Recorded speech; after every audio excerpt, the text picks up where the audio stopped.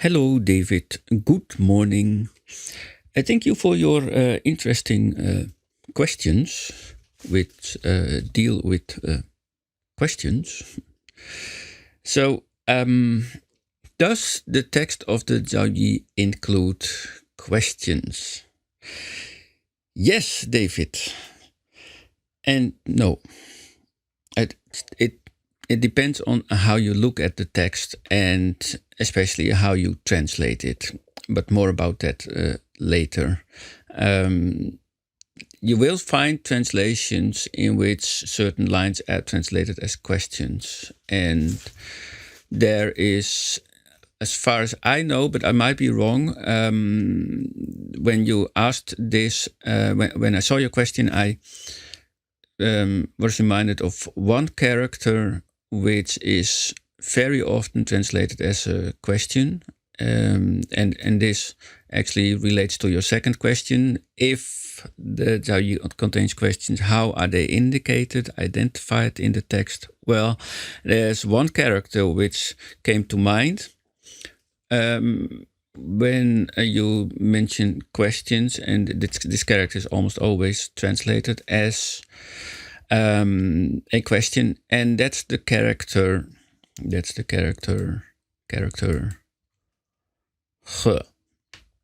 Might be wrong with the tones in the pronunciation, but that's not really important. This character occurs a few times in the Zhouyi and is very often translated as indicating what or how. Definitely with a question mark. So this character can be translated as part of a question. And especially in later text, when you see this character, it definitely refers to a sentence that is supposed to be a question. The problem, however, with this character is that it is used as a so-called loan character for other characters. The whole idea of loan characters is debatable. When Bernard Cargren wrote his book about loan characters in pre-hand texts, which I also mentioned in the book review of Lars Christensen's translation, he wrote a whole book about loan characters, and the main purpose actually was, as far as I can see, is he wanted to show that loan characters aren't always necessary. And when we talk about loan characters, we mean that, well, the text says character A, but actually it means character B. And often character A and character B are either similar in construction, in components, or in pronunciation. But that is how loan characters work. Then with loan characters, you say, well, the text gives us character A, but we should read it as this other character B. And Bernard Cargren, well, when he wrote his book about loan characters, he actually seems to say, well, it's hardly ever necessary to use loan characters that much. And yet there are times when this is unavoidable if you want to make sense of a text. And this especially goes for this character ge that we also find in the Zhouyi. Because sometimes you can't read it, you can only read it as some other character. So certain loan characters, like for instance, let's say this character A should be read character B, then often this character B is an earlier form of character A. That sometimes happens. So there's also an etymological link between loan characters, as we will see later. So where am I going with my story, I wonder? So let's look at this character ge and how it is seen in in old texts. And I want to show you a few pages of my Gudai Hanyu Tongja Datsujen,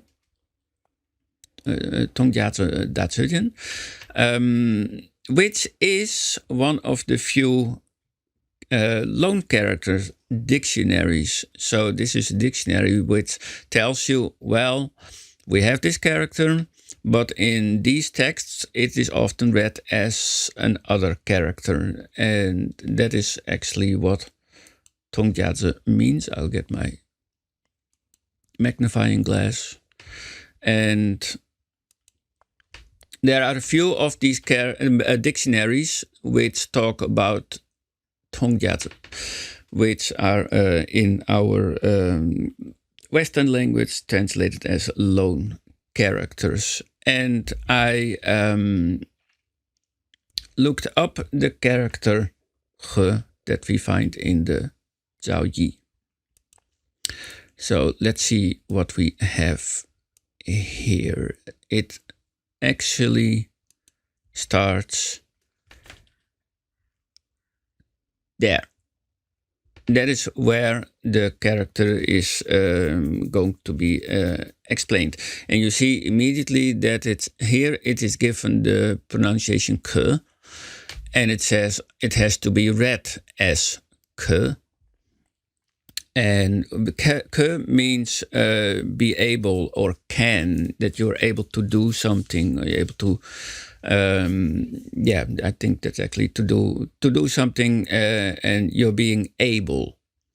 So, and as an example, it gives a line from the Zhouyi, where it says that if those below are without justice, I'll come back to this here then, it's called righteousness, something like that. And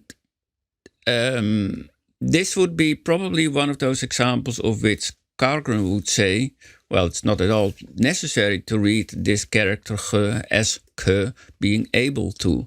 And yet this is what several later commentaries say, like for instance Tang Dynasty Lu Deming says in his Jingjian Shuwen that ge originally perhaps should be seen as ke. But in this sentence, and if you look at the Zhouyi translation of Stephen Durand and his colleagues, then you will see that they don't at all use this as a loan character. They just say, well, if those are below without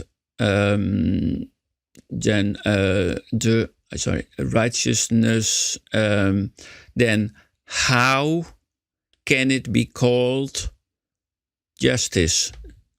Something like that. So they treat the character ge in its original meaning, like how or what. So they don't use this idea of that it should be read as ke. So which immediately shows how tricky it is to use loan characters and to just simply substitute one character for another character. That doesn't always need to be necessary to do that.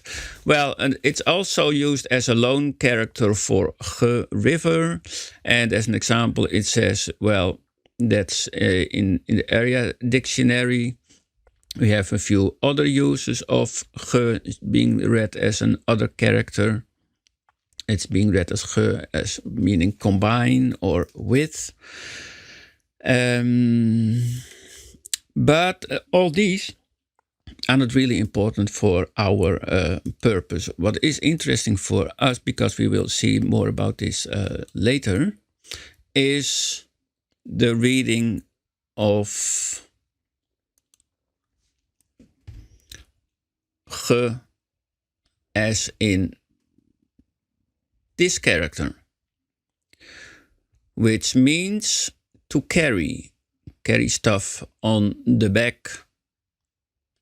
That's what this character means, and it actually comes with quite a lot of examples where you can only read it as carrying on the back. Like for instance the shujing, lists several examples of character ge being read as to carry on the back. And this whole list here goes on and on.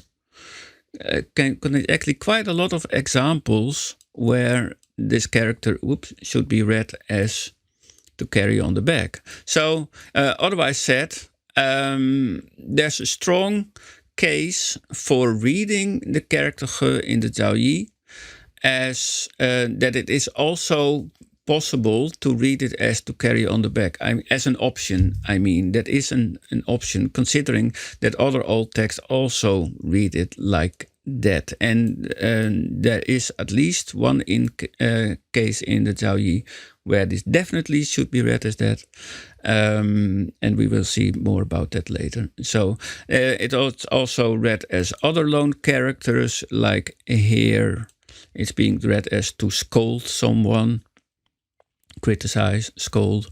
But I don't think that is really important for us. Let's focus on, whoops, oh dear, on this section here, because I think everything that is said here about examples of ge being read as this other character is more important for us. I hope you're still with me. So, how is this character ge being used in the Zhouyi? Let's take a look at that. It occurs 5 times in the Zhouyi. We have it in the first line of hexagram 9. Here we have ge. And what you see here below that are the Pharaonic texts, the excavated text that we have. This here is the Mawang Zhouyi silk manuscript, and this is the Fuyang bamboo manuscript, both dating from around the same period, as far as I know. These often give different characters, which can be very helpful. So, so here we have the bamboo text, the silk text and the bamboo text from Fuyang, and in the character ge also appears in the 4th line of hexagram 17, and here we have the Mawang Zhouyi silk manuscript and the Shanghai Museum manuscript dated around 300 BC. And that's the nice thing. I have this as a PDF, and I will distribute it later when we will talk about these Pharaonic texts. These Pharaonic texts can be very helpful in a lot of cases to determine the meaning of a character. The character ge also occurs in the 5th line of hexagram 38, and then you see here again the Mawang Zhouyi silk manuscript, the Fuyang bamboo manuscript, the Shanghai Museum manuscript, and the Shujing stone classics. So you have here 4 different variant texts of our traditional received version. So we have ge in these hexagrams, and we have also ge in here in the 6th line of hexagram 21, and we have ge at the 6th line of 26. These are the occurrences of the character ge. And if you go through your translations, David, you look up these line text, and you will see that quite often the character ge here is translated as a question word, like what or how. And I wonder if that is a good choice. The minute I say that, I'm making a decision. And that is what Lorraine so nicely called in her explanation of Chinese language, that translators are traitors. Because the minute you say, well, I'm not sure that's okay, then you're already making a choice to look at it in a different way. And that immediately colors any conclusion that you will probably get from your from your assumptions and your ideas and your research. So, but I did notice something interesting with respect to this character ge. First, and that's why I separated, we find this character ge in the left set. So everything here on the left of the red line, we find it in combination with jo, blame, or if you want in the old meaning, the curse of ancestors. It is constantly, ge is constantly used with combination with that character. We see it here, and we see it here. We have three instances in which ge is combined with jo. Okay, that is actually a different can of worms, and that is something I will get back to later. I first want to go to the right text, because these texts are actually quite informative when it comes to how you could possibly read ge in the Zhouyi. Let's look at the 6th line of hexagram 21. We have here ge, and then the second character, often read as xiao or jiao, is traditionally being read as a kang. I hope that's the right pronunciation, but if not, then I'd show you. Whoops, always struggling with this thing. This is what that is supposed to look like. It's one of those wooden structures that is being used as a punishment for criminals, and also to show the crimes that they had done to the public. So one of these wooden things, and that is often the translation of that character, of that second character. We could have a huge debate about whether that's really the right and correct translation of that character, but let's go for it for now, because it does fit the rest of the line, and it also helps us to find the meaning of the character ge at the start of the sentence. Because the second character apparently is an object, which, as we can see here in the photo of this poor man, it is being carried. And we have seen in the Loan Character Dictionary that this character ge can be read as an alternative character for carrying, or carrying on the back. Well, that loan character, the second character, is actually being used in the Mawang Dway text. So in the Mawang Dway text, the author of the Mawang Dway text probably and explicitly read this as carrying, the first character ge read as carrying one of these kang, of how you, whatever you pronounce it, on the back, which more or less confirms that the character ge can be read as to carry. So, because the person here is carrying one of those things. So, and I think that most translations actually translate it as this. And I don't think you will find many translations which see the 6th line of hexagram 21 as a question. Because in this context, that really wouldn't make much sense. And as the Mawang Dway text shows, and as well as other old text, the character ge can be read as an alternative character. That means to carry or to sustain a burden. That is how it is used, at least in the Mawang Dway text. So that is actually quite helpful. We have now one sentence in the Zhouyi where ge definitely, most likely, probably should not be read as a question word. However, does it also go for other sentences where ge occurs? We have the sixth line of 26, where ge in the traditional received text is also used. There it is. Then we have ge and then tien, heaven, it's somewhere, something. That is that last character here is often translated as some sort of road. I think it's also translated as a crossroads.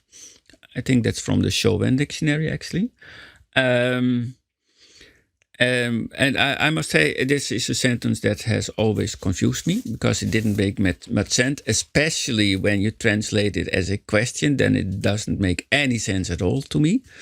But that is just a matter of perception, and everyone perceives the text in a different way. And my idea has always been about questions in the Zhouyi. Why on earth would an oracle contain questions? Because oracles are meant to give answers and to say, well, this is how it is and this is what you should do. And the idea that it comes back with another question, even whether rhetorical or not, that doesn't personally not makes much sense to me. But the minute I say that, I'm again making a choice, because I don't accept the traditional readings of this character ge, and I think, well, it must be more better alternatives. So yeah. So we have here the sixth line of hexagram 26, where ge is occurring. It's also used, the same character in the Mawang Dui text, but the Shanghai Museum manuscripts gives an interesting variant character, which is almost the same, but it contains the left component is actually the character li, which has to do with strength and with force. And personally, I like that because when it comes to carrying, you need strength, and it has to do with force. So that for me slightly points again in the direction of carrying. And I'm not the only one who reads it like this. When we look at certain explanations of that character, then let's go to the next sheet. Then you will see that a lot of scholars and researchers also read the character like that. The character from the Shanghai Museum manuscript actually occurs in two manuscripts from the Shanghai Museum. This is this picture here is from this collection of characters from the Shanghai Museum corpus of manuscripts, and it occurs in this text, which is an entirely different text from the Shanghai Museum manuscripts, and it occurs in the Zhouyi, as we have seen.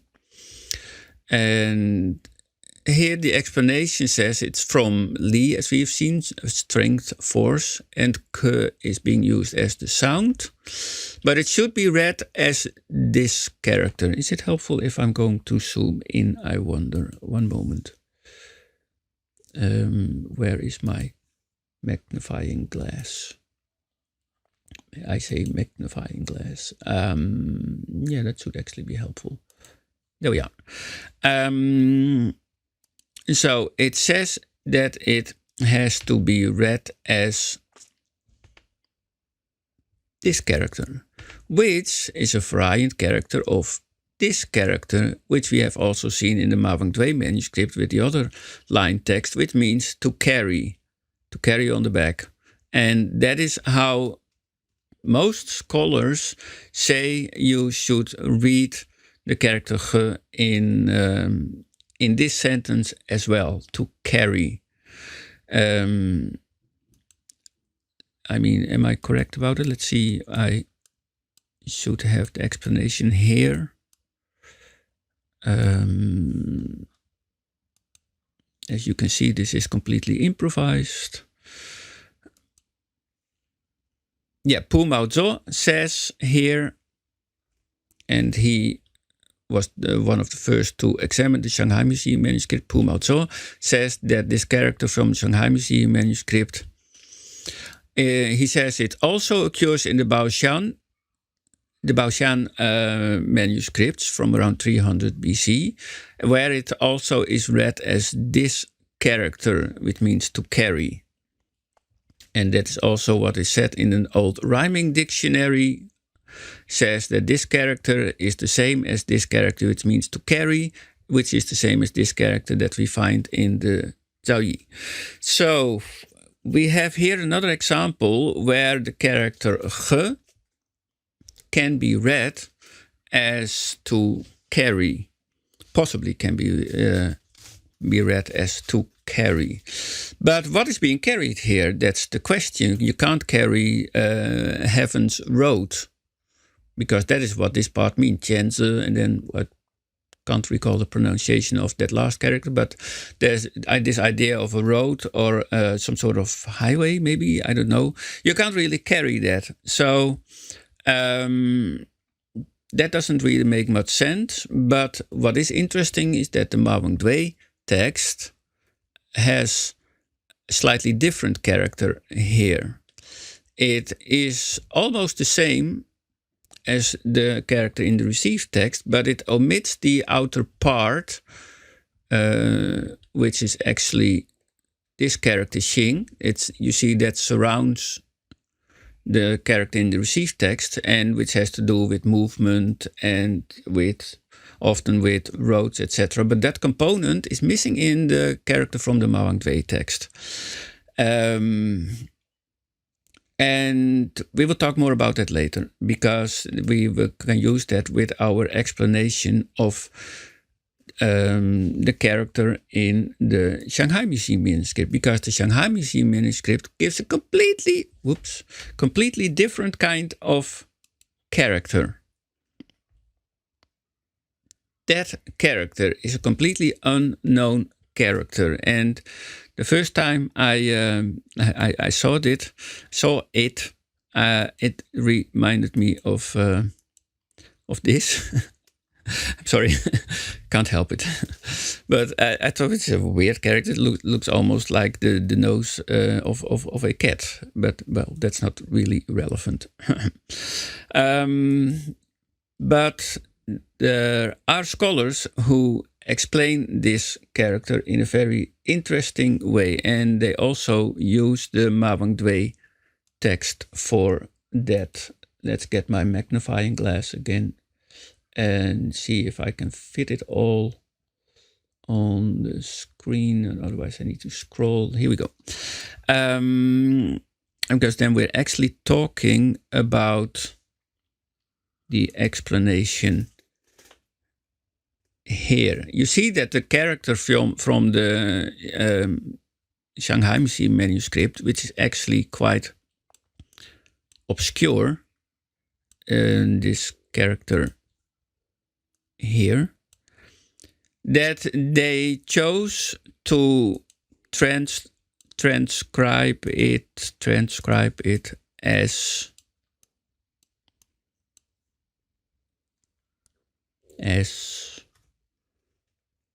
this. And I'm sure they'll have good reasons for that. It isn't explained in this source why they chose that, but I'm sure they have good reasons to do that.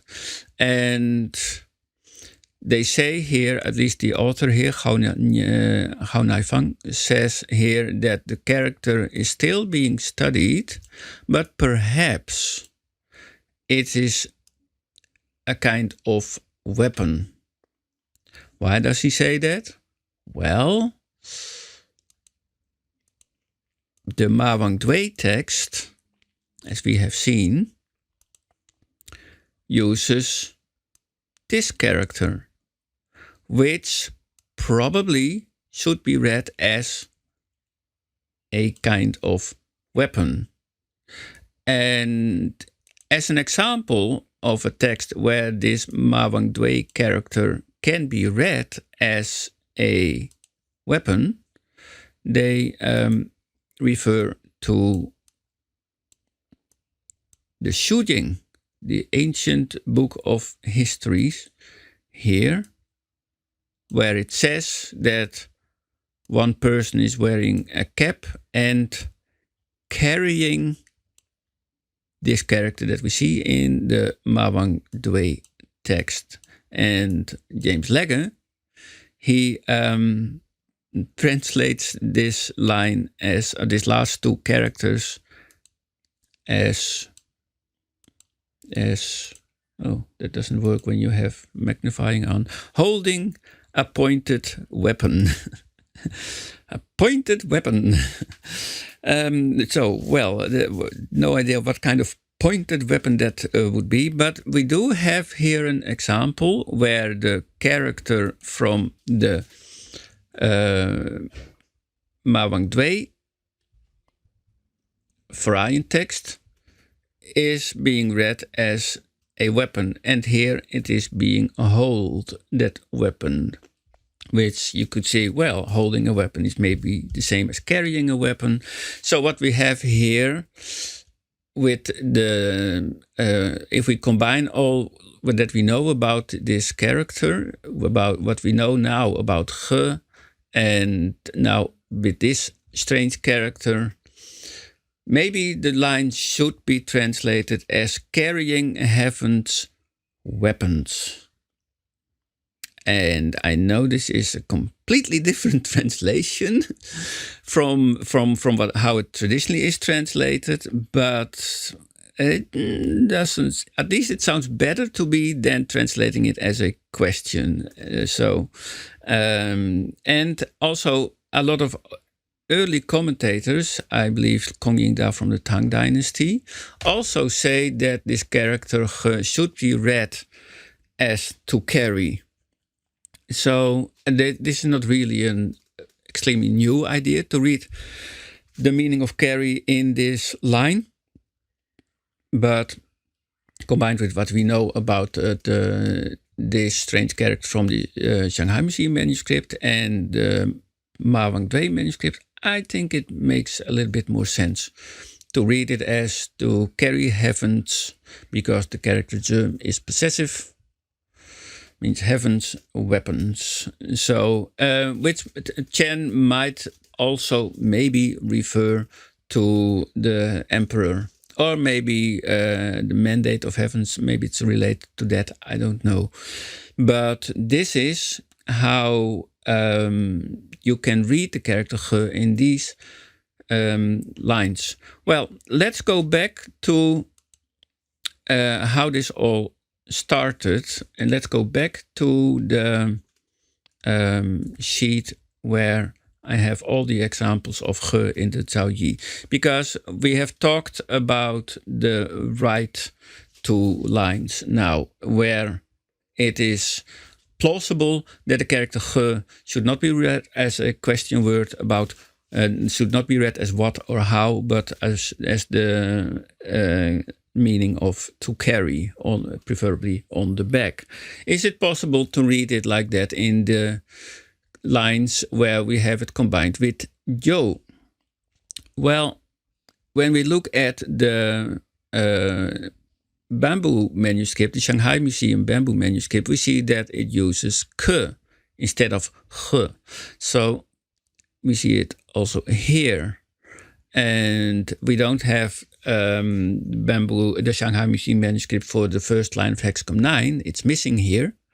But I think it would also use the character Ke here. And that brings us a little bit back to the meaning of to carry or to sustain, because Ke, it is used in other instances in the Zhouyi where it means that you are able to do something, but you are in more or less in a way like as if you're able to carry it, as you're able to sustain it, to be able to cope with it. And I have to be really careful with what I'm saying here, because now I'm more or less going towards interpretation instead of translation. But it does make sense to me, combined with what we know now about the character ge. Can it also mean to carry? To carry this this idea of blame and to be able to cope with it? Personally, I think maybe that's possible.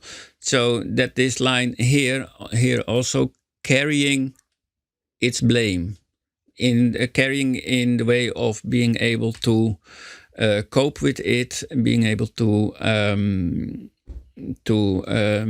have how do you say it, that it will not affect you in a bad way. You're able to correct it or to do something about it, maybe with sacrifice or something like that. I don't know, but that is not at all impossible. But you see that, by the way, that a lot of these transcriptions that use interpunction automatically put these question marks here. And that's all because of this character ge, which here, all these question marks here. And that's because of this character ge, which is by the transcriber being read as a question word.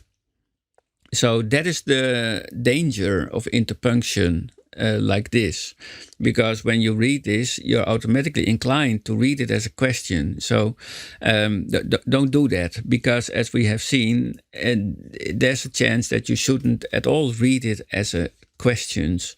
So maybe the text of the first line of hexagram 9 and the fourth line of hexagram 17 and the fifth line of hexagram 38 talks about being able to carry the blame, the curse of the ancestors, so that you, in such a way that you're able to bend it, to be able to do something about it. What is also interesting about these three examples where ge is being used with jo is that they all three have to do with some sort of travel. We have here the character dao for road, and in the fourth line of hexagram 17 again there's talk about a road, and in the fifth line of 38 we have the character wang, to go to a certain place. So that is something that is definitely worth to research more. Why is this combination of gejo, and also in 9, although it has here the possessive chi, carrying its jo, its blame, why is it combined with characters that have to do with travel, or at least with movement? So that also, to me, says something about the character ge, that it most likely is not a question word. For some reason, they connect this phrase gejo to something that has to do with roads and with going somewhere. So, which makes it more likely that the character has to do with carrying something. So, but that's my personal choice. You don't have to follow that. You can't say that translating it as a question, like, how can this be wrong? That is how the gejo is sometimes translated. How can this be a fault? How can this be wrong?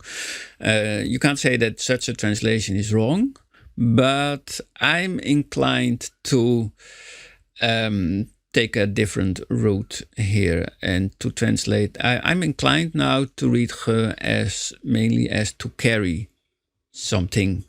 So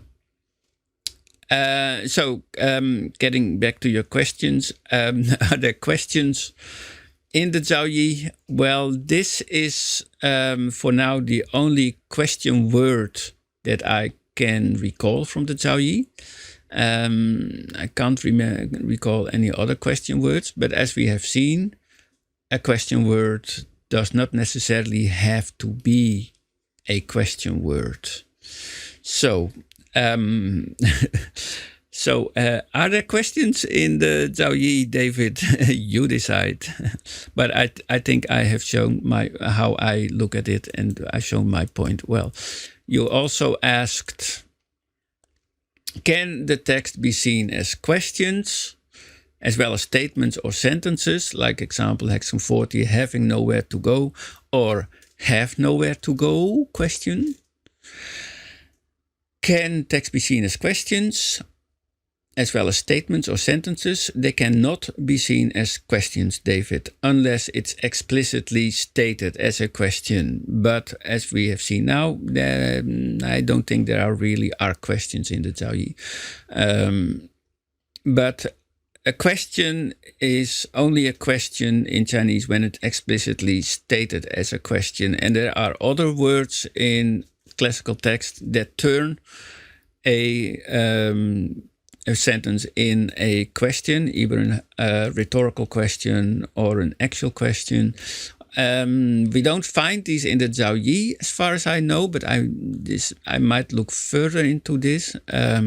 For now, the only example that I found is this character ge, which, in my opinion, as you have figured out by now, should not be read as a question word.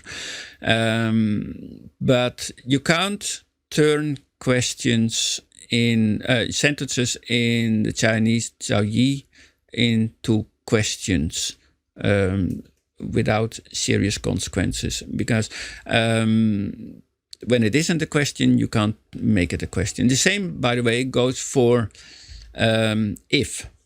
There are a lot of translations that start a sentence with if, but the Zhouyi text doesn't contain any if characters, as far as I know. And so translating a sentence starting with if, I think that's most of the times not necessary and does not conform with the Chinese original.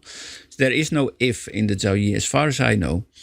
But again, that is also an interesting subject to study. When it comes to interpretation, however, it might be useful to see a sentence as a potential situation, like if this situation is going to happen, if what is being described here, if the image from this line is being realized, then the results are that and that and that. So when it comes to interpretation, it's fine to see some sort of if in the text, but as far as I know, it isn't literally in the Zhouyi text itself. Well, David, I hope I have answered your question. If you have any more questions about this topic, by all means, just let me know. And have a nice day, I'd say. Okay, bye.